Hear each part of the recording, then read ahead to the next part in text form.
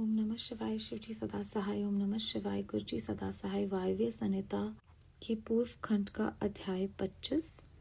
पार्वती की तपस्या के व्याघ्र पर उनकी कृपा, ब्रह्मा जी का उनके पास आना, देवी के साथ उनका वार्तालाप, देवी के द्वारा काली त्वचा का त्याग और उसे कृष्ण वर्णा कुमारी कन्या के रूप में उत्पन्न हुई, कौशिकी के द्वारा शुंभ निशुंभ का वध। वायुदेव कहते हैं, महर्षियों, तदनंतर पतिव्रता माता पार्वती पति की परिक्रमा करके उनके वियोग से होने वाले दुख को किसी तरह रोककर हिमालय पर्वत पर चली गई। उन्होंने पहले सखियों के साथ जिस स्थान पर तप किया था उस स्थान से उनका प्रेम हो गया था। फिर उसी को उन्होंने तपस्या के लिए चुना।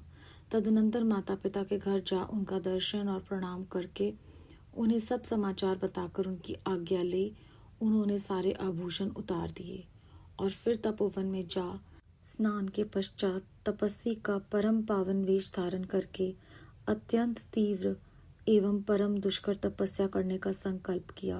वे मन ही मन सदा पति के चरणाविंदों का चिंतन करती हुई किसी क्षणिक लिंग में उन्हीं का ध्यान करके पूजन की बाह्य विधि के अनुसार जंगल के फल फूल आदि उपकरणों द्वारा तीनों समय उनका पूजन करती थी।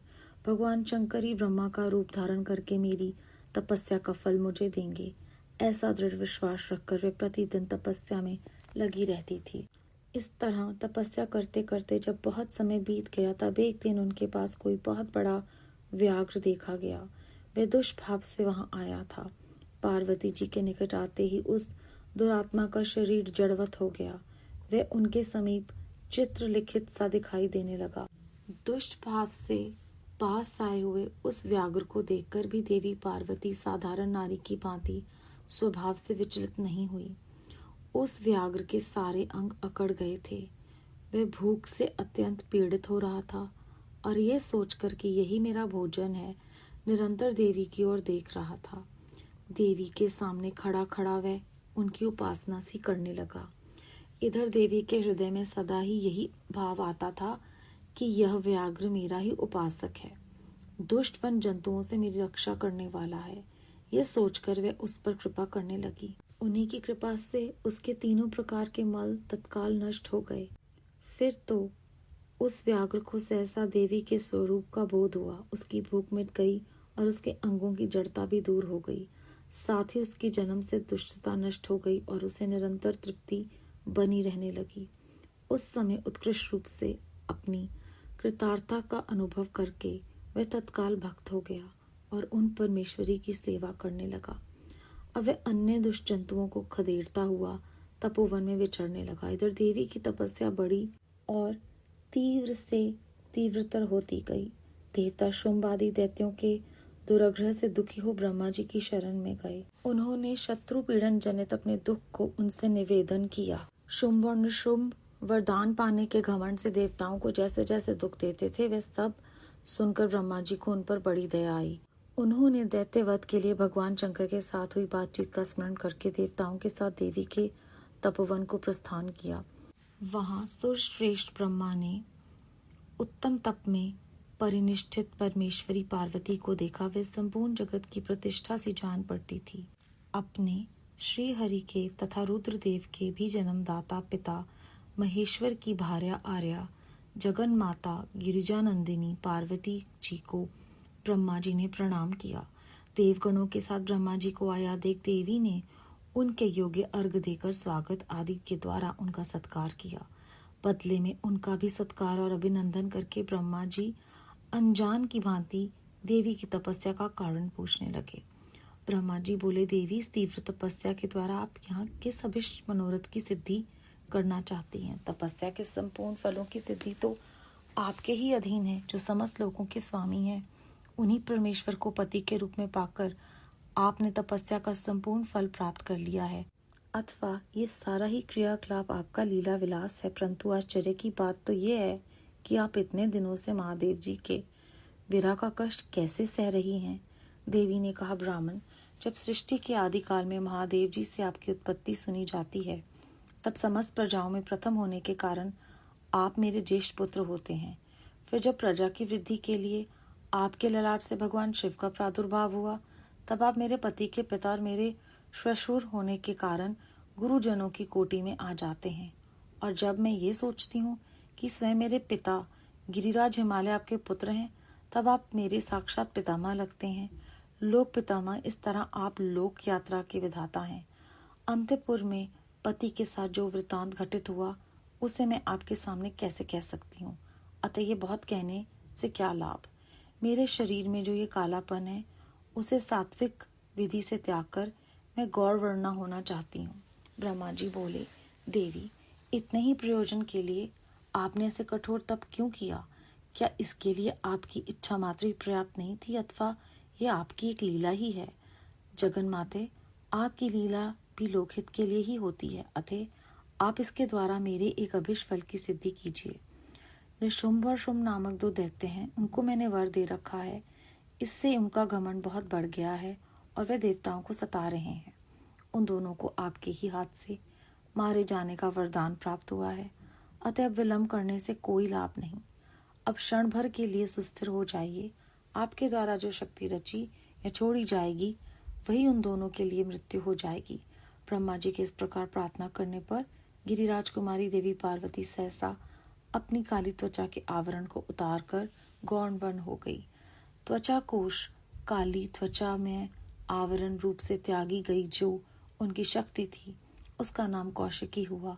वे काले मेघ के समान कांति वाली कृष्ण वर्णा कन्या हो गई। देवी की वे मायामयी शक्ति ही योगनिंद्रा और वैष्णवी कहलाती है। उसके 8 बड़ी बड़ी भुजाएं हैं। उसने उन हाथों में शंख चक्र और त्रिशूल आदि आयुध धारण कर रखे थे। उस देवी के 3 रूप हैं, सौम्य, घोर और मिश्र। वे 3 नेत्रों से युक्त थी। उसने मस्तक पर अर्धचंद्र का मुकुट धारण कर रखा था। उसे पुरुष का स्पर्श तथा रति का योग नहीं प्राप्त था और वे अत्यंत सुंदरी थी। देवी ने अपनी इस संतान शक्ति को ब्रह्मा जी के हाथों में दे दिया। वही दैत्य प्रवर शुंभ और निशुंभ का वध करने वाली हुई। उस समय प्रसन्न हुए ब्रह्मा जी ने उस पराशक्ति को सवारी के लिए एक प्रबल सिंह प्रदान किया जो उनके साथ ही आया था। उस देवी के रहने के लिए ब्रह्मा जी ने विंध्य गिरी पर वासस्थान दिया और वहां नाना प्रकार के उपचारों से उनका पूजन किया। विश्वकर्मा ब्रह्मा द्वारा सम्मानित हुई वह शक्ति अपनी माता गौरी को और ब्रह्मा जी को क्रमशः प्रणाम करके अपने ही अंगों से उत्पन्न और अपने ही समान शक्तिशालिनी बहुसंख्यक शक्तियों को साथ ले दैत्यराज शुंभ निशुंभ को मारने के लिए उद्यत होकर विंध्य पर्वत को चली गई। उसने समरांगण में उन दोनों दैत्यों को मार गिराया। उस युद्ध का अन्यंत्र वर्णन हो चुका है, इसलिए उसकी विस्तृत कथा यहाँ नहीं कही गई। दूसरे स्थलों में उसी की ऊहा कर लेनी चाहिए। अब मैं प्रस्तुत प्रसंग का वर्णन करता हूँ। अध्याय 25 समाप्त। इस अध्याय में वायुदेव बताते हैं कि किस प्रकार देवी ने तपस्या की और हर समय उन्होंने अपने पति के चरणविंदों का चिंतन किया। जब वो वहाँ पर तपस्या कर रही थी, वहाँ पर एक व्याघ्र आया जिसके मन में दुष्ट भाव था। पार्वती जी को तपस्या करते देख वो वहीं पर सुस्थिर हो गया, जैसे मानो वो एक चित्र हो, और वो बहुत भूख से पीड़ित था और ये सोच रहा था कि ये मेरा भोजन है। इधर देवी के हृदय में ये भाव आया कि ये मेरा उपासक है और ये मेरी दूसरों से रक्षा करने आया है। तो जब उनका उस पर अनुग्रह हुआ, उसकी भूख भी मिट गई, उसने देवी के दर्शन कर लिए और जन्म से दुष्टता भी उसकी नष्ट हो गई। तो परमात्मा के चिंतन करने से हम सबके विकार और जो भी हमारी बुराइयां हैं वो अपने आप चली जाती हैं जब वो अपनी कृपा हम पर करते हैं। उधर देवता जो है वो ब्रह्मा जी के पास आते हैं कि हम बहुत परेशान हैं दैत्यों से। तो ब्रह्मा जी देवी के पास तपोवन में जाते हैं और जानते बूझते हुए अनजान बनकर वो उनसे कारण पूछते हैं और ये भी कहते हैं कि आप तो खुद ही सब कुछ कर सकते हैं, तो आपको तपस्या करने की क्या ज़रूरत है।